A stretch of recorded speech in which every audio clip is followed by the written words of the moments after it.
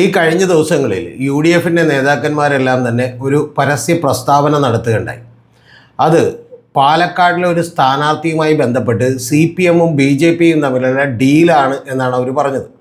അതിൻ്റെ യഥാർത്ഥ കാര്യമെന്ന് പറയുന്നത്, അവിടെ കോൺഗ്രസ് തന്നെ കൃത്യമായിട്ടൊരു സ്ഥാനാർത്ഥിയില്ല. അവർ ഒരു സിനിമാ താരമായിട്ടുള്ള രമേശ് പിഷാരടിയെ കൊണ്ടുവന്നാണ് മത്സരിപ്പിക്കുന്നത്. അതവരുടെ സ്വാതന്ത്ര്യമാണ്. പക്ഷേ ഒരു പൊളിറ്റിക്കൽ ഫൈറ്റ് നടത്തേണ്ട മണ്ഡലത്തിൽ അത്തരത്തിലുള്ള ഒരു സ്ഥാനാർത്ഥിയെ നിർത്തേണ്ടിയിരുന്നോ എന്നുള്ളത് എനിക്ക് സംശയമുള്ളൊരു കാര്യമാണ്, അല്ലെങ്കിൽ എനിക്ക് വലിയ വിയോജിപ്പുള്ളൊരു കാര്യമാണ്. അത് ഞാൻ നേരത്തെ തന്നെ എൻ്റെ വീഡിയോകളിൽ പറഞ്ഞിട്ടുണ്ട്. ഏറ്റവും ഒടുവിൽ അവിടെ സ്ഥാനാർത്ഥിയെ നിശ്ചയിച്ചത് രണ്ടാമത് BJP ആണ്. ആ BJP സ്ഥാനാർത്ഥിയെ നിശ്ചയിച്ചത് ശോഭാ സുരേന്ദ്രനാണ്. ഏറ്റവും ഒടുവിൽ സ്ഥാനാർത്ഥിയെ നിശ്ചയിച്ചത് CPM ആണ്. CPM-ൻ്റെ സ്വതന്ത്ര സ്ഥാനാർത്ഥിയാണ് വരുന്നത്. അദ്ദേഹത്തിൻ്റെ പേര് NMR റസാഖ് എന്നാണ്. അപ്പോൾ അദ്ദേഹം അവിടെ വലിയ ഒരു വ്യവസായിയായിട്ടുള്ള ഒരാളാണ്. ഹോട്ടൽ ബിസിനസ്സൊക്കെ നടത്തുന്ന ഒരാളാണ്. NMR-ൻ്റെ ബിരിയാണിയൊക്കെ വളരെ ഫേമസ് ആയിട്ടുള്ള ഒരു ബിരിയാണിയാണ്. റാവുത്തർ ബിരിയാണി എന്നറിയപ്പെടുന്ന ഒരു ബിരിയാണിയാണ്. ഒരു പ്രത്യേക രുചി അടങ്ങിയിട്ടുള്ള നല്ല രുചിയുള്ള ബിരിയാണിയാണ്. അപ്പോൾ ഈ ബിരിയാണി നടത്തുന്ന അദ്ദേഹം സ്ഥാനാർത്ഥിയായി വന്നതിന് ശേഷം ഇന്നലെ UDF-ൻ്റെ നേതാക്കന്മാർ വളരെ വ്യക്തമായ ആസൂത്രണത്തോടു കൂടി ഒരു ആരോപണം ഉന്നയിച്ചത് CPM BJP ഡീലിൻ്റെ ഭാഗമായിട്ടാണ് ഇത്തരത്തിലുള്ളൊരു സ്ഥാനാർത്ഥി, ദുർബലനായിട്ടുള്ളൊരു സ്ഥാനാർത്ഥി വന്നത് എന്നുള്ളത് പറഞ്ഞിരുന്നു. അപ്പോൾ അതിൻ്റെ യാഥാർത്ഥ്യം എന്താണെന്ന് നമ്മൾ പരിശോധിക്കുകയാണ്. കൂടാതെ തൃപ്പൂണിത്തുറ അടക്കമുള്ള 10ഓളം വരുന്ന മണ്ഡലങ്ങളിൽ ഇത്തരത്തിലുള്ള സ്ഥാനാർത്ഥികളെ നിർത്തിക്കൊണ്ട് CPM ചില മണ്ഡലങ്ങളിൽ BJP വിജയിപ്പിച്ചുകൊണ്ട് ചില മണ്ഡലങ്ങളിൽ, ബാക്കിയുള്ള മണ്ഡലങ്ങളിലും തന്നെ LDF-നെ സഹായിക്കാനുള്ള ഒരു ശ്രമമാണ് എന്നാണ് പറയുന്നത്.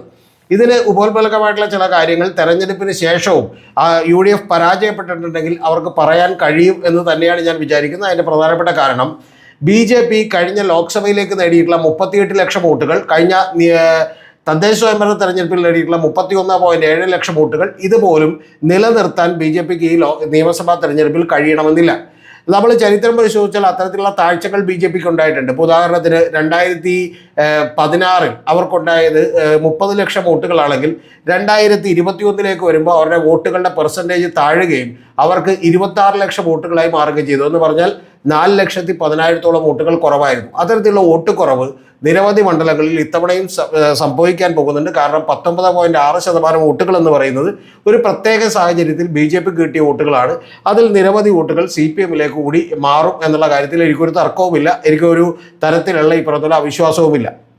പക്ഷേ പ്രധാനപ്പെട്ടൊരു കാര്യം, കോൺഗ്രസ് ഉന്നയിക്കുന്ന ഈ ഒരു കാരണം അത് പാലക്കാടിൻ്റെ സ്ഥാനാർത്ഥി എണ്ണവുമായി ബന്ധപ്പെട്ടാണെങ്കിൽ എത്രത്തോളം ലോജിക്കുണ്ട് എന്നുള്ളതാണ് ഞാൻ ഈ വീഡിയോയിലൂടെ നമ്മൾ ഒന്ന് പരിശോധിക്കാൻ പോകുന്നത്. ആദ്യമേ തന്നെ പറഞ്ഞു വെക്കട്ടെ, ഇത് വലിയ ബ്ലണ്ടറാണ്, മണ്ടത്തരമാണ് എന്നുള്ളതാണ് യാഥാർത്ഥ്യം. ഇത് യഥാർത്ഥത്തിൽ അവിടെ ഇത്തരത്തിലുള്ളൊരു ഭീതി ജനിപ്പിച്ചുകൊണ്ട് അവിടെ പാലക്കാടെങ്കിലും ഉള്ള മുസ്ലിം വോട്ടുകളെ കൺസോളിഡേറ്റ് ചെയ്ത് തങ്ങൾക്ക് തന്നെ കിട്ടാനും അങ്ങനെ രമേശ് പിഷാരടിയെ ജയിപ്പിക്കാനുമുള്ള ശ്രമമാണ്. കൂടാതെ ഇത് കേരളം മുഴുവൻ വ്യാപിപ്പിക്കാൻ കഴിഞ്ഞിട്ടുണ്ടെങ്കിൽ മലബാറിൽ നിന്നും അതുപോലെ മുസ്ലിം സമുദായത്തിൽ നിന്നുമൊക്കെയുള്ള ഒരു കൺസോൾട്ടേഷൻ ഉണ്ടാവുകയും അവരെല്ലാവരും തന്നെ UDF-ന് അനുകൂലമായി വോട്ട് ചെയ്യുകയും ചെയ്യും. അത്തരത്തിലുള്ള ഒരു നരേഷന് വേണ്ടി UDF കഴിഞ്ഞ കുറേ കാലമായി ശ്രമിച്ചുകൊണ്ടിരിക്കുകയാണ്. അതുകൊണ്ട് തന്നെ CPM-ഒക്കെ പലപ്പോഴും ജമാഅത്തെ ഇസ്ലാമിക്ക് എതിരെ ഉയർത്തുന്ന ആരോപണവും മുസ്ലിം ലീഗിനെതിരെ ഉയർത്തുന്ന ആരോപണവും ഒക്കെ തന്നെ ഇതെല്ലാം തന്നെ മുസ്ലിം സമുദായത്തിനെതിരെയുള്ള ആരോപണമാണ് എന്നൊക്കെ പറയാറുണ്ട്. ഇതിൽ വലിയ വസ്തുതയൊന്നുമില്ല. മുസ്ലിം സമുദായത്തിലെ മഹാഭൂരിപക്ഷം ആളുകൾ അത് വിശ്വസിക്കുന്നുമില്ല.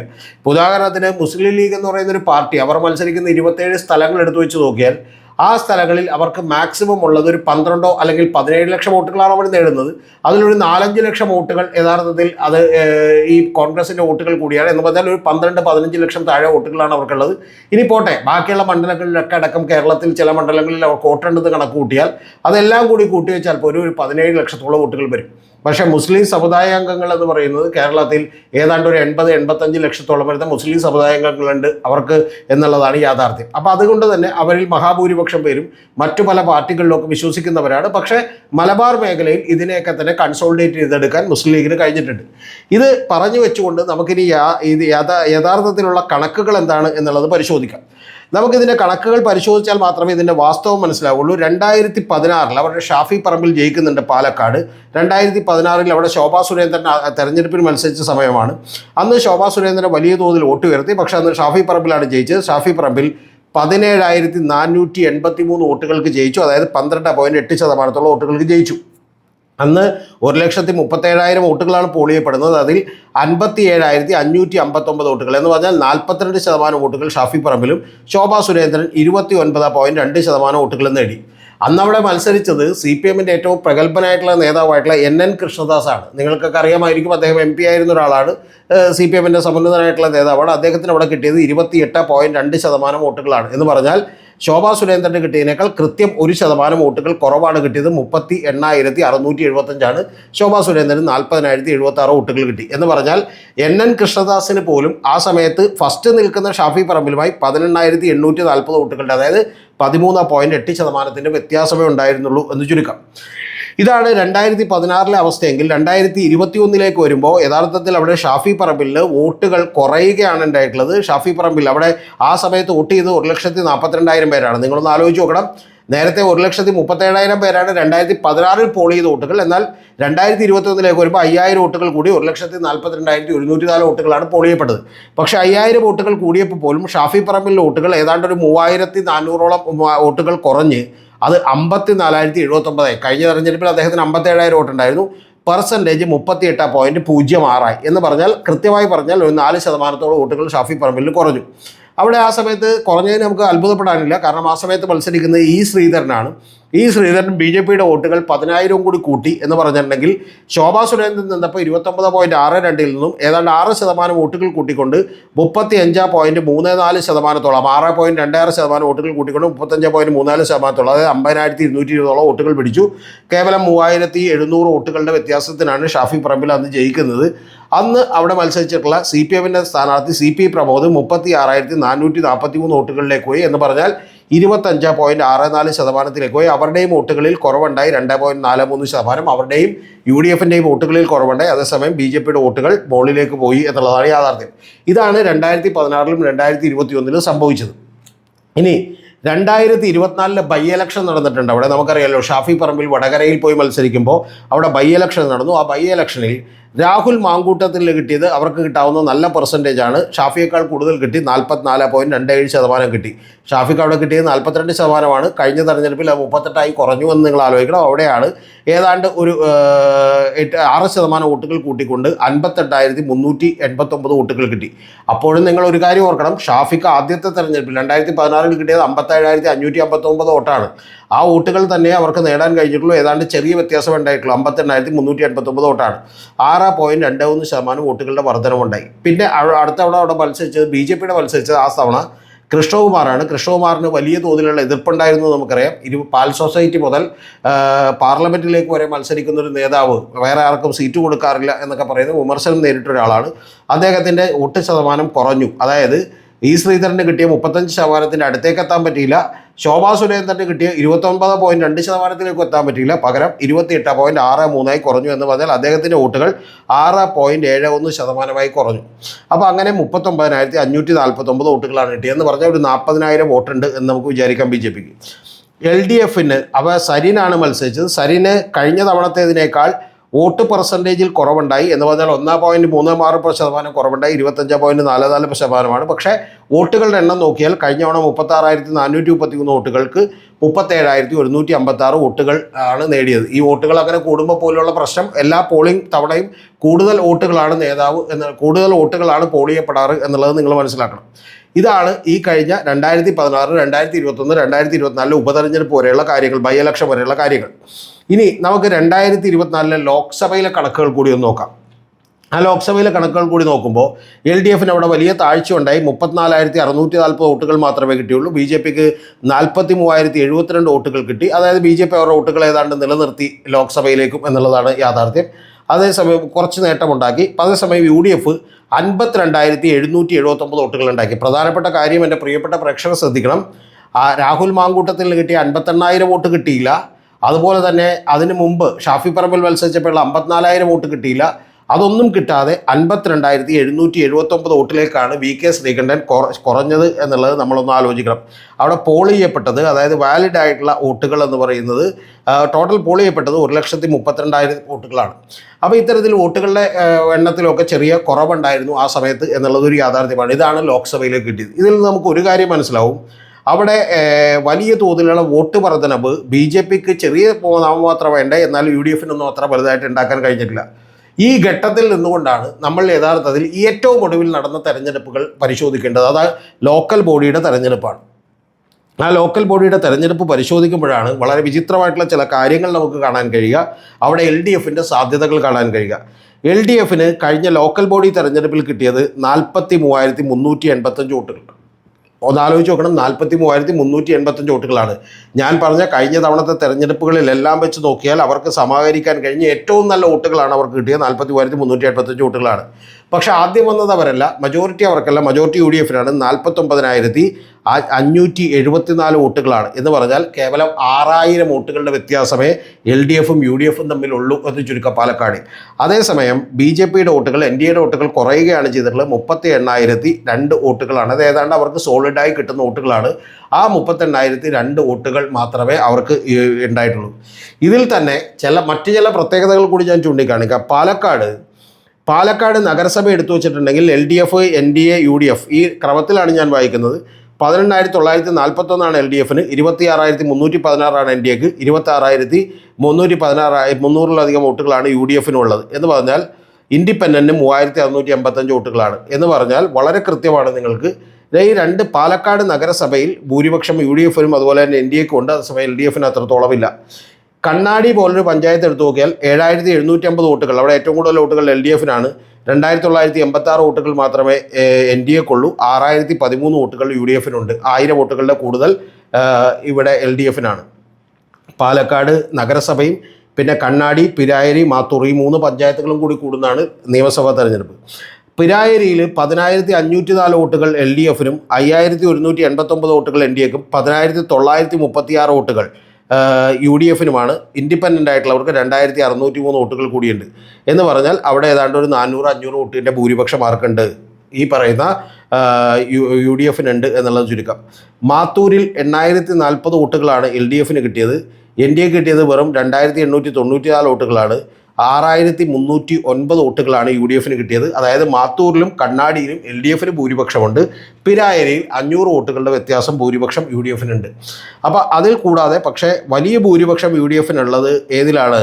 നമ്മൾ NDAക്കും അതുപോലെ UDFിനും വലിയ നേട്ടമുണ്ടായിട്ടുള്ളത് പാലക്കാട് നഗരസഭയിലാണ് എന്നുള്ളത് കാണാം. എന്ന് പറഞ്ഞാൽ ഇതിൻ്റെ ടോട്ടൽ എടുത്തു വെച്ച് പറഞ്ഞാൽ, ഒരിക്കൽ കൂടി പറഞ്ഞാൽ 43,385 വോട്ടുകൾ LDFിനും 38,002 വോട്ടുകൾ NDAക്കും 49,574 വോട്ടുകൾ UDFിനും കൂടാതെ 7,154 വോട്ടുകൾ സ്വതന്ത്രരൊക്കെ ഉണ്ട്. ഈ സ്വതന്ത്രയിൽ കുറച്ച് പേർ ചിലപ്പോൾ UDF LDF ഒക്കെ സപ്പോർട്ട് ചെയ്യുന്നവരുണ്ടാവും.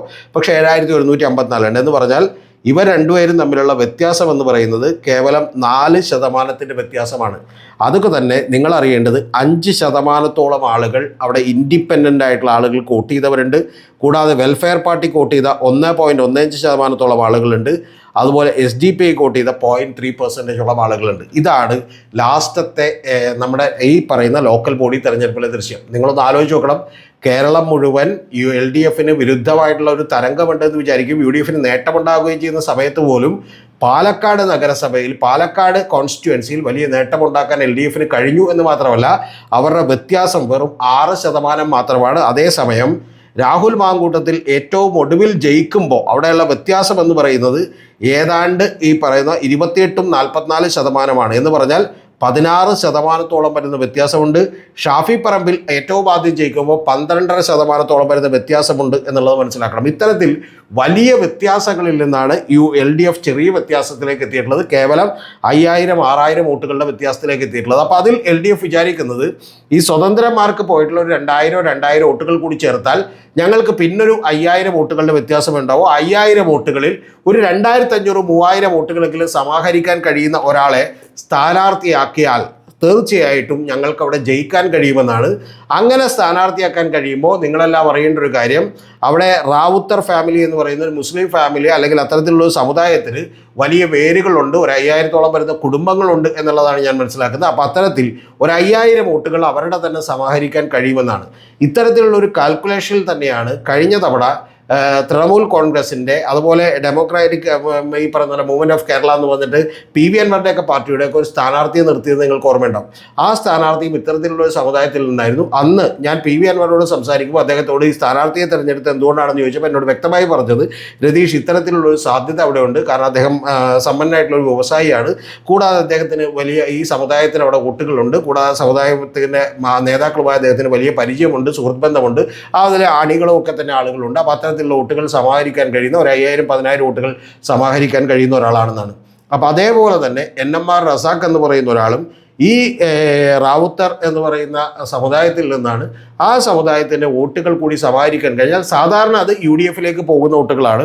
ആ UDF BJP ഒരിക്കലും പോകാൻ സാധ്യതയില്ല. അപ്പോൾ ആ UDF പോകാൻ സാധ്യതയുള്ള ഒരു 4000-5000 വോട്ടുകൾ കൂടി സ്വന്തമായി സമാഹരിക്കാൻ കഴിയുന്ന ഒരു സ്ഥാനാർത്ഥി ഉണ്ടെങ്കിൽ ഞങ്ങൾക്ക് അവിടെ ജയിക്കാൻ കഴിയുമെന്ന് പറയുന്ന യാഥാർത്ഥ്യത്തിൻ്റെ അടിസ്ഥാനത്തിലാണ്. ഇതൊന്നും മനസ്സിലാക്കാതെ വെറുതെ ഒരു പുകമറ സൃഷ്ടിക്കാൻ വേണ്ടിയിട്ട് KC വേണുഗോപാലും VD സതീശനും ഒക്കെ തന്നെ ഒരു ഈ പറയുന്ന പോലെ ഒരു കേരള 2026 നഗരസഭയിലേക്കുള്ള ഒരു തെരഞ്ഞെടുപ്പ് അജണ്ട സെറ്റ് ചെയ്യുന്നതിന് വേണ്ടി മാത്രം ഒരു വിഫല ശ്രമമാണ് നടത്തിയിട്ടുള്ളത്. പക്ഷേ യാഥാർത്ഥ്യം എന്തെങ്കിലും പുറത്തു വരും, കണക്കുകൾ പുറത്തു വരും. ആ കണക്കുകൾ പുറത്തു വരുമ്പോൾ ഇതാണ് ഇതിൻ്റെ വസ്തുത എന്നുള്ള കൃത്യമായ മനസ്സിലാക്കൽ കേരളീയ സമൂഹത്തിനുണ്ടാകും എന്നാണ് ഞാൻ വിചാരിക്കുന്നത്. അതുകൊണ്ട് തന്നെ നിങ്ങൾ പാലക്കാടിനെ ബേസ് ചെയ്തുകൊണ്ടാണ് ഈ UDF CPM BJP ഡീൽ എന്നുള്ളത് പറയുന്നതെങ്കിൽ അത് നമുക്ക് വിശ്വസിക്കാൻ സൗകര്യമില്ല എന്നുള്ളതാണ് എനിക്ക് പ്രിയപ്പെട്ട നേതാക്കളോട് UDF നേതാക്കളോട് പറയാനുള്ളത്. ഇനി അടുത്തൊരു ചോദ്യം കൂടി എനിക്കുണ്ട്. ഏറ്റവും പ്രധാനപ്പെട്ടൊരു കാര്യമെന്ന് പറയുന്നത് ഈ ആരെങ്കിലും ഇത് വിശ്വസിക്കുമോ, തൊണ്ട തൊടാതെ വിഴുങ്ങുമോ എന്നുള്ളതിൻ്റെ അടുത്ത ചോദ്യം. നിങ്ങൾ CPM വിരുദ്ധരായിക്കോട്ടെ, പിണറായി വിരുദ്ധരായിക്കോട്ടെ, അതൊന്നും കുഴപ്പമില്ല. പക്ഷേ യാഥാർത്ഥ്യമായിട്ട് മനസ്സിലാക്കണമല്ലോ. ഒന്ന് ആലോചിച്ച് നോക്കൂ. അങ്ങനെ ഡീലുണ്ടെങ്കിൽ ആദ്യമായി ഡീൽ ഉണ്ടാക്കേണ്ടത് നേമത്തല്ലേ? രാജീവ് ചന്ദ്രശേഖരൻ ഒരു ഡീൽ ഉണ്ടാക്കുമ്പോൾ രാജീവ് ചന്ദ്രശേഖരൻ ഞാനവിടെ ശിവൻകുട്ടിയുമായിട്ട് ഏറ്റുമുട്ടി തോറ്റുപോയിക്കോട്ടെ, ഞാൻ എന്ത് ചെയ്തോട്ടെ, ഈ പറയുന്ന V മുരളീധരൻ തോറ്റുപോയിക്കോട്ടെ, പക്ഷേ ഇതെല്ലാവരും തോറ്റെങ്കിൽ പോലും ശോഭാ സുരേന്ദ്രൻ ജയിച്ചോട്ടെ എന്ന് പറയുന്ന ഒരു ഡീൽ ഉണ്ടാക്കാൻ കഴിയുമോ? K. സുരേന്ദ്രനും വേണ്ടി ഡീൽ ഉണ്ടാക്കുന്നില്ല, ബാക്കി ഈ പറയുന്ന V മുരളീധരന് വേണ്ടി ഡീൽ ഉണ്ടാക്കുന്നില്ല, രാജീവ് ചന്ദ്രശേഖരന് വേണ്ടി ഡീൽ ഉണ്ടാക്കുന്നില്ല, പോട്ടെ കിറ്റക് സാബുവിന് വേണ്ടി ഡീൽ ഉണ്ടാക്കുന്നില്ല. ഇങ്ങനെ ആർക്കും വേണ്ടി ഡീൽ ഉണ്ടാക്കാതെ യഥാർത്ഥത്തിൽ ശോഭാ സുരേന്ദ്രനെ ജയിപ്പിക്കുന്നതിന് വേണ്ടി മാത്രം ഒരു ഡീൽ ഉണ്ടാക്കുന്നു എന്ന് പറഞ്ഞാൽ തൊണ്ട തൊടാതെ വിഴുങ്ങാൻ മാത്രം വിഡ്ഢികളല്ല നമ്മൾ മലയാളികൾ എന്ന് മാത്രമാണ് എനിക്ക് പറയാനുള്ളത്. പിന്നെ ഒരു പുകമറയൊക്കെ സൃഷ്ടിക്കാൻ പറ്റും. അതിൻ്റെ കാര്യം യഥാർത്ഥത്തിലുള്ള ഈ കണക്കുകളൊന്നും ആരും എടുത്ത് പരിശോധിക്കുന്നില്ല എന്നുള്ളതാണ്. പക്ഷേ എന്നെ കേൾക്കുന്ന ചെറിയ പ്രേക്ഷകരെങ്കിലും തീർച്ചയായിട്ടും ഇതെല്ലാം മനസ്സിലാക്കണം. എനിക്കൊരു കാര്യം കൂടി നിങ്ങളോട് പറയാനുള്ളത്, ഞാനിപ്പോൾ തിരക്കുകളിലായതുകൊണ്ട് വീഡിയോകൾ യഥാസമയം തന്നെ ചിലപ്പോൾ അപ്ലോഡ് ചെയ്യലൊന്നും സാധ്യമാകുന്ന കാര്യമല്ല. ഞാൻ യാത്രകളിലാണ് കേരളം മുഴുവൻ. അപ്പോൾ അതുകൊണ്ട് തന്നെ പെട്ടെന്ന് എല്ലാ ദിവസങ്ങളിലും വീഡിയോ എടുത്ത് ചിലപ്പോൾ അപ്ലോഡ് ചെയ്യുന്നത് സാധ്യമല്ല. പക്ഷെ ഒരു കാര്യം, അപ്ലോഡ് ചെയ്യുന്ന വീഡിയോകളിൽ തീർച്ചയായിട്ടും അതിൻ്റെ കണ്ടൻറ്റ് വളരെ സ്ട്രോങ് ആയിരിക്കുമെന്നും നിങ്ങളോട് ആരും പറയാത്ത വസ്തുതകൾ മാത്രം പറയുമെന്നും അത് വളരെ നിഷ്പക്ഷമായിരിക്കുമെന്നും കൂടി ഞാൻ എൻ്റെ പ്രിയപ്പെട്ട പ്രേക്ഷകർക്ക് ഉറപ്പ് നൽകുകയാണ്.